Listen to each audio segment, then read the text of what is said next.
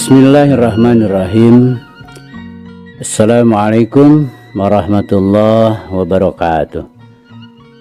Sampurasun. Damang kanca. Alhamdulillah. Alhamdulillah abadi naungi ieu sareng Kang Kevin masih tiasa nyarengan kanca kanggo ngalajengkeun dongeng anu maneh hanca tangtos nage anu katunda dina wengi kamari kanca.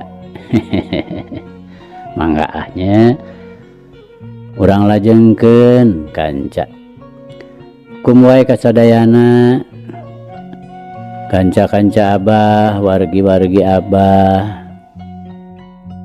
sanusantara sadunya teu diwiji-wiji kum weh pokona mah sok supados teu nyangkolong kana waktos mangga madep mangga nyangakeun kanca Siruyung Kawu biasana Bapak S. Sukandar.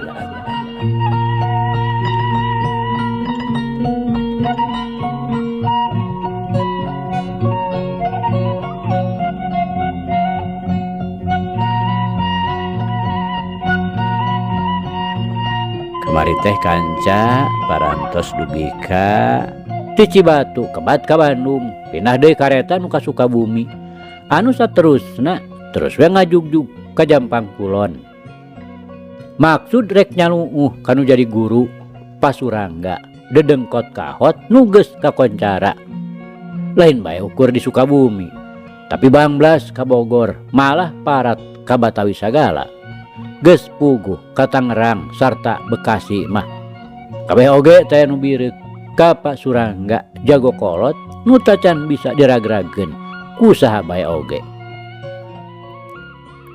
Duit kadinya nya kanca mangga urang lajengkeun.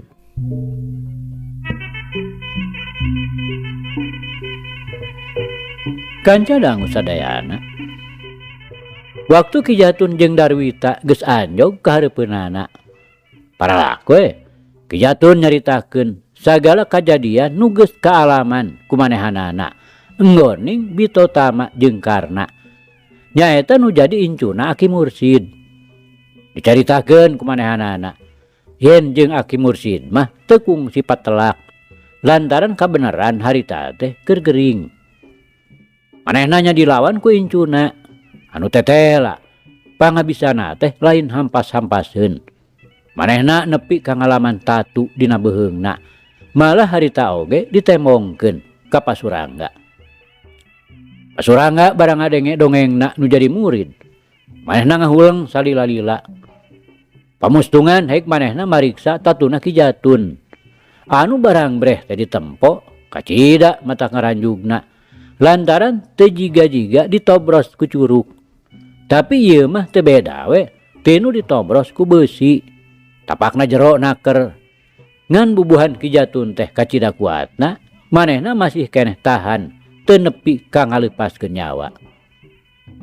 Bah hebat lawan teh Ki Jatun cacakan ngora keneh mah ni pantes we andika moal kuat lantaran tetela manehna teh ngabogaan daya tanaga nu teu bisa dikira-kirakeun kumaha pirasaeunana.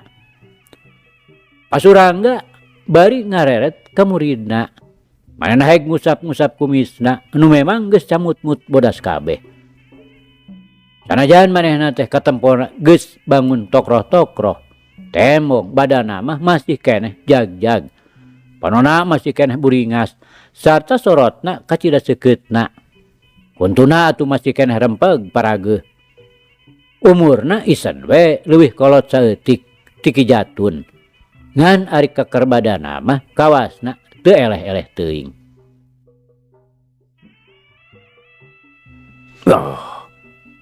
Jadi keugeuhnya andika teh masih keneh boga rasa kapanasaran Ki Jatun. Pasurangga nyarita deui nanya ka Ki Jatun. Sumuhun Pak Guru. Upami di caosan ayeuna tos bae abdi teh moal ngarepot deui ka paguru. Ki Jatun nyaritana teu sirikna lengas-lengis. Sieun teu ditulungan kudu jadi guruna. Pasurangga ngaluarkeun sora tina irungna. Neuteup kanu jadi murid nu harita keur meneko we hareupeunana. Rada seungah kaula teh Ki Jatun. Pasurangga neruskeun caritanana, riuk beungeutna teu robah. Anona tetep mencrong ka Ki Jatun. Walah. Biraku teh paguru. Ki Jatun rada kaget. Barang ngadenge ucap-ucapan nu jadi guruna. Sasat pasalia jeung sangkaanana. Nyah manehna cengkat, males neuteup ka Pasurangga. Tembong, bibirna semu ngarenyu seuri ditahan. Memang benar-benar seunggah Ki Jatun. Lain sabar ku wawasena. Tapi ngarasa era kaula teh kudu ngalawan budak satepak. Dina meunangna tang tu diaromongkeun ka Dongdora meureun.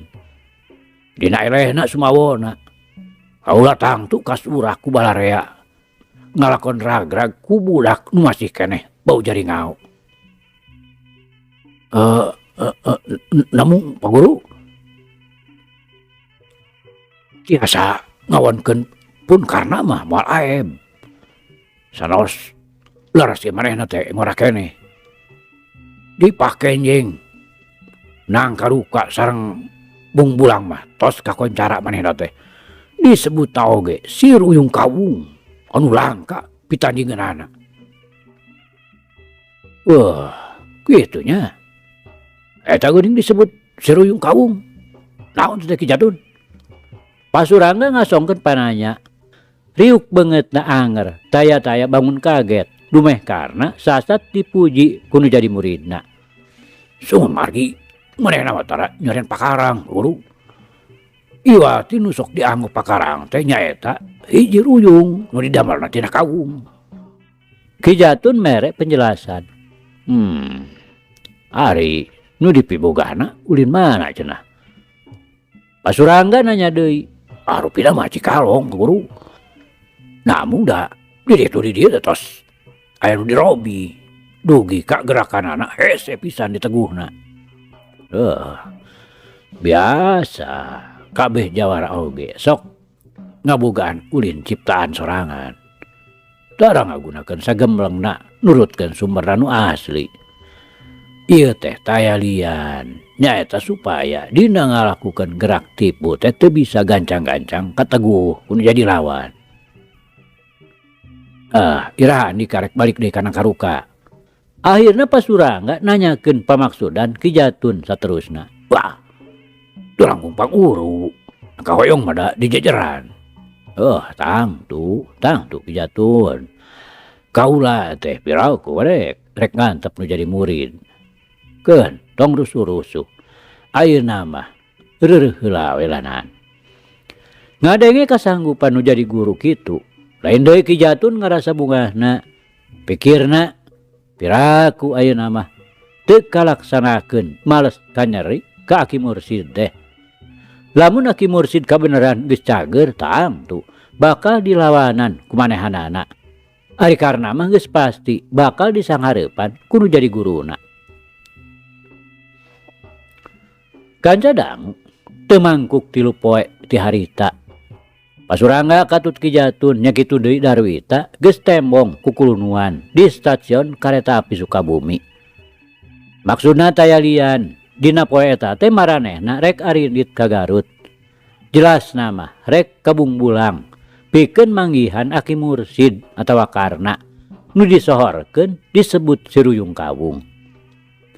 Pikeun Pasurangga mah teu wudu matak ngadatangkeun rasa kapanasaran oge. Tahun-tahun manehna teh sasat geus reureuh lantaran teu manghilayan. Ayeuna kakara rek dicoba deui. Anu sanajan dina hatena mah saeutik oge teu nyangkaruk nafsu hayang diributan. Tapi pasualanana nu jadi muridna kumanehna teu bisa dianggap sepi saperti hiliwirna angin anu sama sakali teu ninggalkeun tapak naon-naon. Lantaran antara guru jeung murid teh sasaatna duit tunggal nu teu bisa dipisahkeun. Itu ieu geus katalian ku ikrar rek silih belaan. Teu catur di jalanna, tiluanana geus narepi ka Garut. Kalawan taya halangan harungan naon-naon. Di Garut langsung ka Cikajang, numpang kana wahon. Tidinya mah terus we ngagardig muru jalan ka Sumadera. Paribasa jauh moal burung cunduk, anggang moal burung datang. Maranehanana geus narepi ka Nangkaruka. Kalawan geus peuting pisan. Peuting harita mah sararea teu sirikna ngadedempes we ngareurkeun kacape. Isukna nya kitu keneh. Ngan Darwita di jurung laku Kabung Bulang pikeun manggihan Aki Mursid di titah ngabejaan yen peuting engke supaya sasadiaan lantaran Ki Jatun jeung guruna bakal datang. Boh Aki Mursid, boh karna supaya ulah kamamana.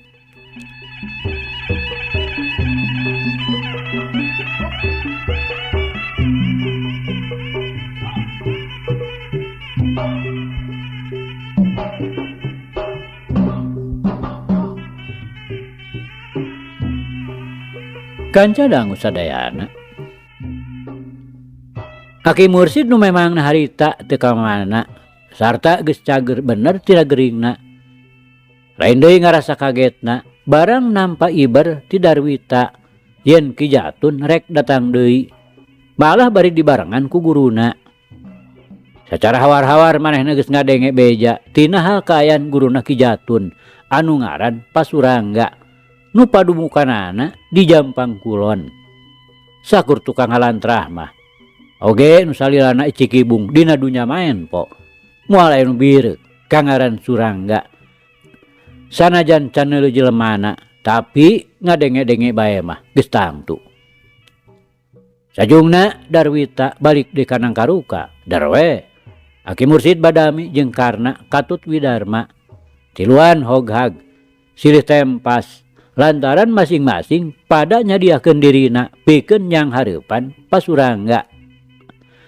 Engke peuting teh pasti bakal maju nangtang lawan. Tapi akhirnya diputuskeun yen nu bakal ngayonan Pasurangga teh nyaeta Karna. Lantaran maksudna keukeuh teu bisa dipondah deui. Anu sanajan pikeun Aki Mursid mah ngarasa rada melang oge lantaran Karna teh masih keneh kurang pangalaman. Sedangkan Pasurangga mah kolot umur, kolot pangalamanana, puguh sasat diulik saneng-nengna. Pasosore ting torojol, Ki Madraup jeung Ki Obing daratang. Maranehna geus nyarahun yen Ki Jatun ayeuna geus aya deui di Nangkaruka. Sarta oge geus ngambeu kana maksudna. Ieu sababna matak maranehanana gentak nyalampeurkeun ka Ki Mursid bisi perlu kubantuan. Lantaran sanajan bener oge boh Ki Madraup, boh Ki Obing ka Ki Jatun teh teu nempil saeutik-eutik acan. Tapi ari Aki Mursid diancam bahaya mah maranehanana moal sungkan bebela sanajan kudu nepi ka kumaha oge. Kakara oge reup magrib. Pasurangga kalawan diiringkeun ku Ki Jatun sarta Darwita geus ngarongheap daratang ka imah Aki Mursid. Puguh sadia ti sore keneh. Sabada salat magrib oge sararea geus ngariung ditepas pikeun nunggu-nunggu nu bakal datang. Atuh nu daratang teh teu matak hese gura-gero. Geuning manirempeg kitu. Mana nu ngaran Pamursid teh? Pasurangga nanyakeun bari ngajega nangtung. Sanajan hatena mah geus bisa ngira-ngira yen nu pangkolotna nu ngaran Mursid teh. Matak bari ngasongkeun pananya teh panonna mah ngareret ka Aki Mursid.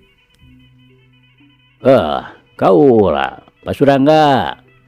Aki Mursid ngawalona bari jung nangtung supaya sidikeun meureun. Geuning apal keneh ka kaula Pamursid. Pasurangga bari nyakakak laku petana es tuning terang naker ngebrehkeun lelewa anu taya pisan kagimir.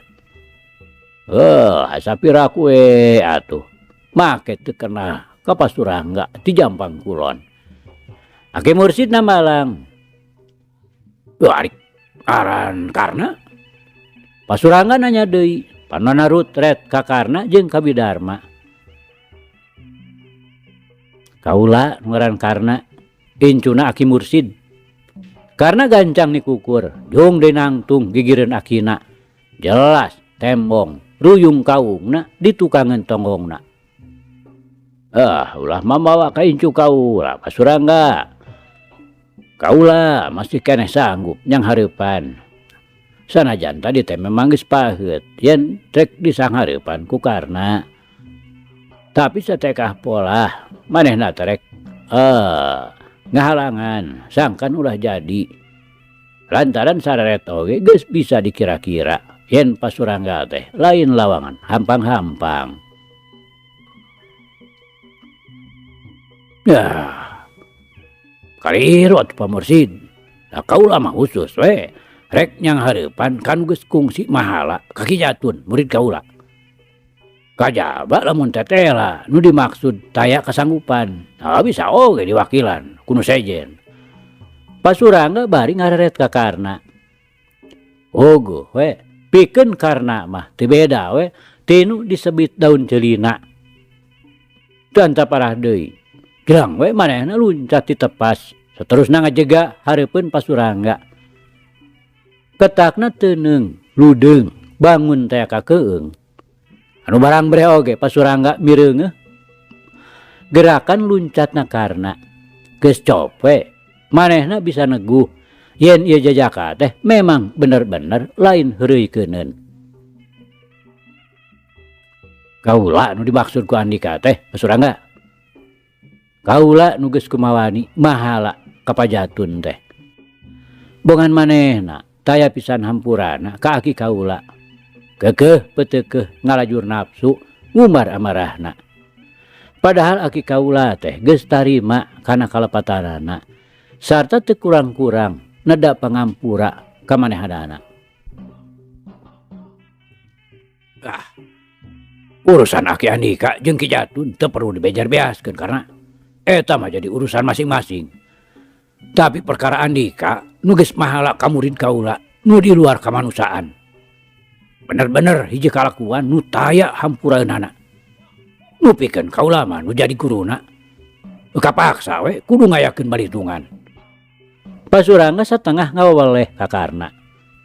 Nya teh halangan Pasurangga sor ku kaula ge bakal diladenan. Nya pantrang deuleu nu rih kolot umurna miheulaan kan ngora mah karena Pasurangga teu daekeun miheulaan Rajang. Ya tampi atuh ya Pasurangga. Karena teu talangke terus deh manehna ngasupkeun jurus Cibagendit dina gerakan jongjolong notog. Pasurangga nu memang geus aya ratusan kali nyang hareupan jurus-jurus nu jadi lawanna dina mangsa baheula keur Cikibung di kadugalan. Sakali ieu mah manehna make rada ngalenyap oge mireungeuh gerakan lawan nu kacida cepetna. Sakilat manehna ngarobah kuda-kudana ngabarengan robahna awak pikeun nyalametkeun diri tina timpugan nu jadi lawanna. Leungeun katuhuna ngaheat pikeun ngababuk jurus musuh sedengkeun leungeun kencana nuturkeun ngatius rek notog dada ngagunakeun jurus Ciwaringin nu geus cukup dibalitungkeun pihasileunnana. Tapi karena tetela cukup kesit dina ngimbangan kacepetan gerakan nu jadi lawan. Leungeun nu rek ditimpug madadak leungit tina sasaran teu beda we ti gerakan lauk di jero cai. Hese pisan ditewakna. Direwat. Karena jingkrak kakencaeun Pasurangga bari nyamberkeun deui jurus Cibagendit anu tadi kungsi gagal. Nu pikeun Pasurangga mah kapaksa we kudu malikeun deui badana ka asal tadi. Dengan kenca dipake nakis sedang leun katuhuna nyebrut ditimpukeun deui kana dada lawan. Tapi kakesitan Karna tetela di luar sangkaan. Ngagentak ngalalepkeun badana dina gerakan saro nyusup jerat kakencaeun lawan. Bari ngabadugeun si kuleungeun kencana kana iga burung. Gilok badana malik heat deui. Tenggelan kepangna rek ngahanca punuk. Anu tumrapna ka Pasurangga teu kira-kira ngaranjugna. Ngadadak ngarasa seueul akibat igana kabeunangan dihakan siku. Rikat manehna ngareundeuk ngangsorotkeun suhu katuhu, ngawangun kadudukan badan semu nyerong ka kenca. Ya tuh. Dengan kencana dipake nakis timbukan karena anu rek ngahanca punukna. Serog deh. Suhu katuhuna maju ka hareup semu nyerong ngabarengan siku katuhuna dina gerakan banteng ngagadil. Ketruk nyatok gado nu jadi lawan. Dengan kenca entas dipake nakis tadi teh sakilat geus bisa neruskeun ngeplesat notog hulu angan dina gerakan Cimande. Nu akibatna hebat oge pikeun karna. Manehna sakaligus ngegeblag nang karak bengkang. Gado asa menyon sedeng angenna karasana eungap nu lain dikieuna. Mireungah nu jadi lawan geus bisa diragrageun tapi saret oge katiten. Sanajan bener karena geus ngajurah roh, tapi manehna masih keneh bisa ngawasa dirina. Dina harti badana masih keneh tahan sarta siap rek ngalawan deui. Kukituna Pasurangga ngagentak ngarontok. Leungeun kenca ramo-ramona geus meber pikeun nyekek lawan. Sedengkeun dampaleungeun katuhuna anu geus disangigirkeun geus ngaheat rek ngahanca kana sirah. Anggapan Pasurangga ku jalan ieu pasti lawanna teh moal bisa hojah deui sakaligus tangtu bisa ditalukeun anu ngandung harti kawajiban manehna pikeun mangmaleskeun ka nyeri nu jadi muridna geus bisa dilaksanakeun kalawan ngemakeun. Tapi kalawan di luar sangkaan Pasurangga karena nu geus cukup ngarti kana bakal datangna bahaya anu ngancam kana kasalamatan dirina. Ngan sakilat pisan manehna ngaborengkal anu saterusna nubruk kana sukuna Pasurangga bari ditarik satakerna. Anu sanajan tenggelan kepang lawanna teh teu buru ngajedak keuna kana tonggongna. Tapi Pasurangga sorangan jadi ngagedebut nang karak bengkang. Jaba sirah karasana asa bejad ngapeletuk ningang batu. Leungeunna oge kekerepengan. Lantaran tenggelanana tadi meneran pisan keuna kana ruyung kawung anu nyulegreng dina tonggong karna. Puguh oge Pasurangga teh lain jago sakatiga. Magentak manehna ngajereg-jeg hudang deui. Nya kitu deui karna ayeuna geus ngajega nyang hareup sapinuhna ka Pasurangga anu geus pada sayaga pikeun neruskeun deui patelakna. Hatena mah teu buru muji kana kakesitan nu jadi lawanna. Cacakan masih keneh ngora. Teu ngalobakeun catur sabrut deui we. Pasurangga narajang ngagunakeun jurus mande katilu. Karena ngagentak jingkrak diteruskeun ku ngalebatkeun badana kagigir. Kagigireun lawan belah kenca. Lantaran sakilat katiten. Pasurangga terus ngahembatkeun leungeun kencana sabagai susulan jurus mandena nu tadi poos. Lantaran karena kaburu jingkrak. Sebuh. Karena nyebrutkeun jurusna dina gerakan nugar lemah rek ngahanca kekemplong.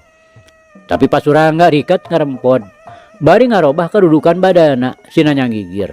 Tuh dampaleungeunna awor jeung pigelang leungeun karna. Ya cedak.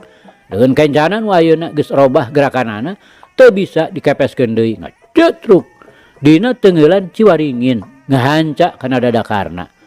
Karena ngadayagdag rek dijengkang hiup deh leungeun katuhu Pasurangga dina jurus kahiji mande. Tapi karena masih keneh bisa ngawasa kana dirina ngagentak manehna ngagunakeun gerakan sero nyusup merengkal kagigir bari nejehkeun sukuna kana puhu pingping nu jadi lawan. Sabot Pasurangga badana ngarampeol satekah polah magahan kuda-kudana nu jadi pajengjar. Akibat benturan dampal suku karna kana puhu pingpingna sakilat karna malik terus bari nyamberkeun jurus Cibagendit rek ngahanca kana careham. Tapi Pasurangga oge cukup ringes sakileuk manehna ngabalirkeun beungeutna cedak deui tenggelan Ciwaringin ngahanca leungeun karna ngerepeng narik leungeunna bari terus ngajaweul dina gerakan jeler kasaatan. Lantaran kabireungeuh leungeun kenca lawan geus ngabalestur rek ngahanca dadana. Hebat gerakan adika teh karena Pasurangga teu eulem-eulem ngebrehkeun pamujina. Karena teu nembalan Napasna temong ngahegak nyenen kemis. Memang karasa beratna nyang harapan Pasurangga teh. Tapi memang tekadna geus buleud. Moal gampang-gampang serah bongkokan. Satungtung masih keneh kuat ngalawan. Teu ngadago heula gerakan musuh. Sakilat manehna meberkeun jurusna rek ngahanca cukang irung. Pasurangga statik oge teu ngejat. Manehna ukur ngageser nyerong. Tapi samemehna Pasurangga ngagerakeun dua leungeunna pikeun mapag panarajang lawan. Jurus karna tadi geus ngaleungit manten tina sasaran. Sabagai gantina ngaheat leungeun kencakarna dina gerakan gurame ngabintih ngagaprot kana beungeutna. Bareng jeung eta, yuk. Jurus karna nu tadi kungsi leungit ayeuna nyuruntul deui, geus teu bisa dikepeskeun deui. Lantaran kacida cepetna ngajebrod kana careham. Ngajadikeun Pasurangga ngadang heak sarta beungeut karasana asa ngadadak bengok. Kanca dangu. Tapi lain oge Pasurangga nu geus kaceluk jago kolot. Lamun kudu ragrag kakarku sakitu. Dina waktu karena ngaheat deui ngasupkeun jurusna. Pasurangga geus bisa deui ngawasa dirina sarta ngawangun kuda-kuda nu namleg pageuh. Kalawan ngagunakeun hiji gerakan tipu nu memang teu bisa diteguh kudu jadi lawana.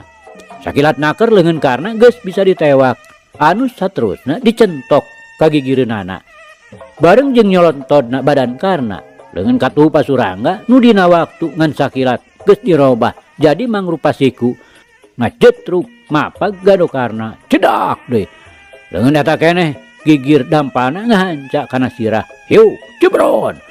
Leungeun kenca Pasurangga dina gerakan jurus mande kahiji notog dadakarna. Sabot karna keur ngalengak sarta ngadayagdag keneh badana disusul deui ku besetan tuur ngahanca kana hulu angen. Ngajadikeun karna leungit budi ilang daya. Manehna ngalakon nangkarak bengkang nu ngadua kalian. Tapi karna memang bener kuat. Sanajan manehna ditoron ku teungeulan-teungeulan nu teu kurang-kurang matak ngabahayakeunana. Manehna ngan sakedeung pisan ngabebengkang. Parejat bae udang deui ngajaregjeg. Sanajan bari lunglang katura lengan. Red karna kanu jadi lawan ngajega hareupeunana. Riuk beungeutna ngebrehkeun tanda kemenangan. Atuh lain deui ngadatangkeun ngaheab kana hatena. Reup karna peureum pikeun musirkeun tanaga batina.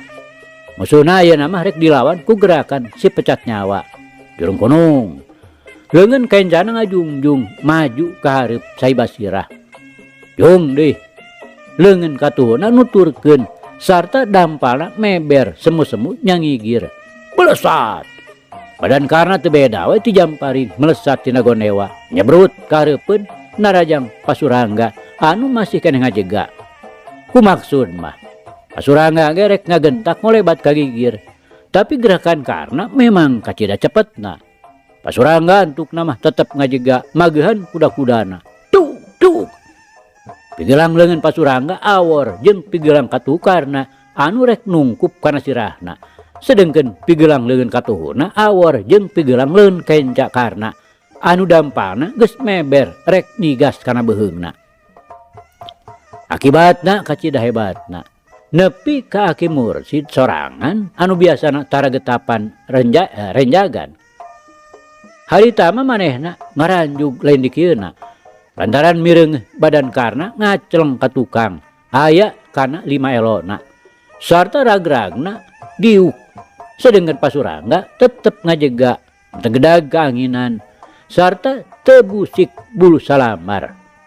Tapi sanajan kitu teu burung tina sela-sela bibir Pasurangga ngalih getih hirup. Anu saterusna oho batuk bari ngutahkeun getih. Karena atuh leuwih hebat kaayanana. Manehna gogolok-gokan sarua pada ngutahkeun getih hirup bari nyuuh kana taneuh. Karena ujang. Aki Mursid tuturubun muru incu bari dituturkeun ku Widarma heg cerah karna dicengkatkeun. Eling nana. Jalu. Aki Mursid dumareuda bari terus niupan mun-munan karna. Aduh, Tobat, tobat Aki. Karena maksakeun cengkat bari humarurum. Tahan jalu. Ya maksa kieu mah. Aki Mursid satekah pola ngagedean hate nu jadi incuna. Nyah karena cengkat red ka Pasurangga nu masih keneh ngajega. Sanajan tetela manehna oge pada ngutahkeun getih. Tapi manehna ngarasa yen tingkat kekuatanana memang aya di saluhureun manehanana. Anu mun dititen riuk beungeutna mah Pasurangga masih keneh sadia pikeun neruskeun patelakna. Sedeng manehanana ayeuna geus taya untupan deui pikeun nuluykeun ngadu tanaga. Badana karasana leuleus lungse taya tangan pangawasa. Mikir kadinya karena geus teu nolih ka musuhna, teu nolih ka akina sarta ka Widarma nu harita keur ngagarulung. Jeung we manehna nangtung darig-deug. Bari rumangieung manehna leumpang muruka imah. Sadatangna ka jero ngan geblug we manehna nangkuban di tengah imah. Bari teu inget di bumi alam. Ujang. Nini amah ngoceak bari ngarontok nu jadi incu sageruk we. Nini amah ceurik ngaguk-guk bari ngagulang gaper badan karena nu geus teu inget dina naon. Tahun-tahun geus tara ngaluarkeun cipanon. Ayeuna mah modal deui dipake nyeung ceurikan nu jadi incu. Nu kaayaanana teu empes-empes. Sedeng tina antara dua bibirna masih keneh ngaluarkeun getih.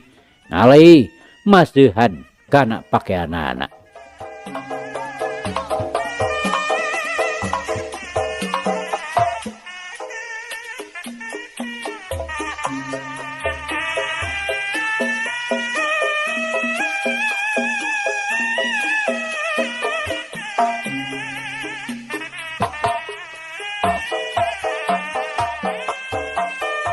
Kanjadang Aki Mursid ngajega nyang hareupan Pasurangga. Saleosna karna teh manehna mah tetep teu ingkah tiburuan. Kumireungeunna Pasurangga ngajega keneh bangun anu keur nangtang lawan. Timbul hatena Aki Mursid pikeun neruskeun hanca nu jadi incu. Andi karek maju Mursid. Pasurangga ngasongkeun pananya. Barang manehna mireungeuh Aki Mursid tetep ngajega nyang hareup sapinuhna ka manehna. Tepi no gawe Surangga. Aki Mursid ngajawab lirih. Kapan lawan Andika mah Ki Jatun? Kaula ayeuna sabagai wakilna incu kaula. Anu can rumasa tarima eleh ku Andika. Aki Mursid ngajawabna tandes. Naon sababna pangna Aki Mursid nyieun tindakan nu sarupa kitu. Anu saolah-olah tanpa ijiran deui. Manehna sasat ngayakeun panangtang ka Surangga. Daya lian ngan samata-mata pikeun ngajaga nu jadi incu supaya raheut hatena henteu nambahan parna. Lantaran ku ngalakon manehna kabuktian wewesena teh teu mahi dipake nandingan nu jadi lawana. Sahanteuna piraku teu gudawang hatena nyeri perih sarta ngarandapan wiwirang nu lain dikieuna. Anu sanajan tindakan Aki Mursid kieu teh sanyana mah papalimpang jeung kaayaan hatena sorangan. Tumerapna ka Pasurangga nyataya deui jalan. Iwati manehna kudu ngayonan kana panangtangna Aki Mursid. Lantaran lamun teu kitu bisa jadi Ki Jatun nu kudu nyieun hareupan. Hal ieu teh geus katulup ku manehanana. Yen muridna teh pasti moal kuat ngayonan. Cacakan kakara incuna nyaeta ku karna kapan manehna teh nepi ka ngarandapan tatu sagala. Anu nepi ka ayeuna tacan cager bener. Mikir kadinya Pasurangga teu ngalobakeun dicodeka. Sabrut we manehna miheulaan muka panarajang jurus maneka tilu dicoba diasupkeun pikeun ngicip-ngicip kumaha wawasena Aki Mursid. Aki Mursid kalawan tenang pisan ngolebat nyalametkeun diri. Dina malesna panarajang Aki Mursid ngawunakeun jurus-jurus mande kahiji atawa kadua. Anu tumrapna ka Pasurangga rada riweuh oge lantaran gerakanana sasat ngarodon. Mimitina mah patalakna ieu dua jago kolot teh kawas mahareureuy naker. Lantaran boh Pasurangga boh Aki Mursid masing-masing pada ngabogaan maksud pikeun nitenan gerakan-gerakan lawan nu dianggapna lemah. Tapi beuki lila, beuki kesit, beuki hebat, teu bisa katuturkeun ku Panenjo. Ki Madraup jeung Ki Obing di sapihak, Ki Jatun jeung Darwita di sajen pihak. Teu wudu panona mani ngeureeceum, teu beda we ti nu ngarasa serab, sarta masing-masing ambekanana dipepeg. Ditarahan, ngarasa paur ku mireungeunna gerakan-gerakan ieu dua jago kolot anu kacida hebatna. Iwal Widarma nu harita teu milu nyaksian lantaran milu ngagugulung karna di tengah imah. Boh pasurangga boh Aki Mursid, ayeuna mah kalolobarna masing-masing pada ngagunakeun gerakan-gerakan hasil ciptaanna sorangan. Tapi sakapeung tembong oge itu ieu ngagunakeun gerakan nu geus kanyahoan sumberna, upamana Cimande, Cikalong. Ongko pasurangga mah mun dina teungeulan mineng pisan ngagunakeun teungeulan Ciwaringin atawa teungeulan Kepang Sera anu teu kurang-kurang ngandung bahaya nu teu bisa dianggap enteng.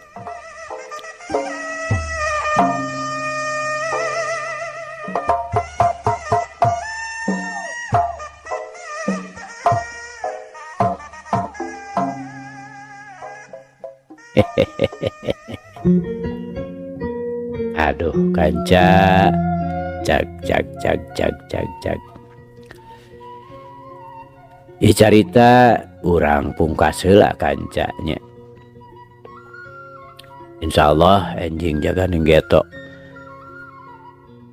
Ieu hanca urang lajengkeun deui. Muga urang aya dina kasehatan bari aya dina widi Gusti masih kena dipaparinan yuswa. Atur nuhun kanca, atur nuhun. Ieu carita urang tunda di Hanjuang siang, tenden di handeuleum sieum. Paragi nyokot ninggalkeun, mangsa datang samper deui. Hatur nuhun, hapunten. Wabillahi taufiq wal hidayah. Wassalamualaikum warahmatullahi wabarakatuh.